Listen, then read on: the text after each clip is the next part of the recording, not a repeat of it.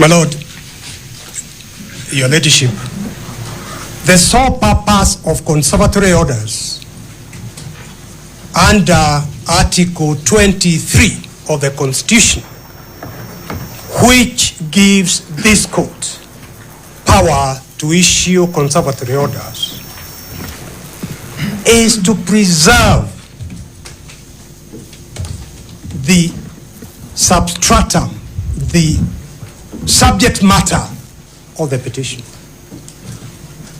Here, what is being preserved is the rights, constitutional rights of the Deputy President, who has challenged the impeachment for violating his rights, seeks to have that impeachment vacated and quashed. That is what needs to be preserved, and that is the purpose for which 3 judges issued conservatory orders, or 2 judges issued conservatory orders. But my lords, your ladyship, those 3 judges sitting separately, each one of them made a finding that there were serious, weighty constitutional issues raised that needed to be fully canvassed during the hearing of the petition, for the court to have the opportunity to give a considered decision on those issues, and therefore gave conservatory orders to preserve the subject matter so that the Deputy President remains in office. There is no vacuum, there is no insecurity. My Lord, the best guarantor for security is observance of the rule of law, constitutionalism, and the Constitution. And this is the court that has that weighted duty of ensuring that that happens.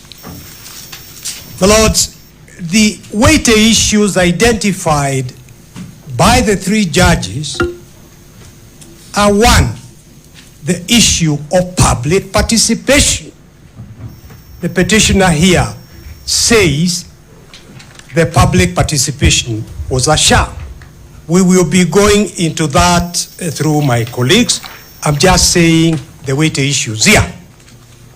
The second issue was the constitutional validity of Standing Order 68, giving a period of only 12 days to finish the whole purpose of the impeachment.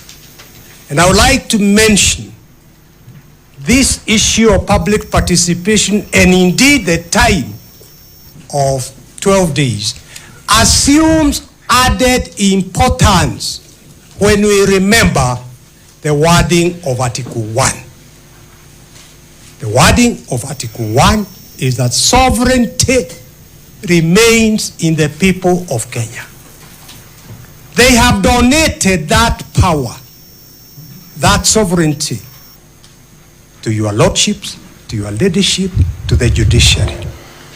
They have donated their power to Parliament, the National Assembly, and the Senate, and they have donated that power to the executive.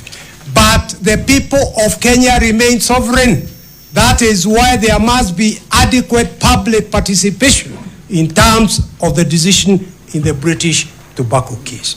The third issue was proof, the threshold, serious violations of the Constitution, which the Deputy President says do not exist in his place. Our opponents will be pointing out to you where it is that undermining the President is one of the grounds.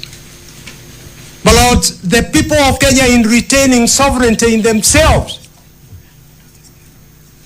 elected leaders members of parliament, senators, deputy president, the president, to serve them. They are the employers. The deputy president, the members of parliament are employed by the people of Kenya. And therefore, the people of Kenya have got a right to see how the people they have employed are discharging the duties they have been given. We look up to you, my lords, your leadership, to be the bench, what the judiciary is what the people of Kenya look up to hold the country together in terms of observance of the Constitution and of the rule of law.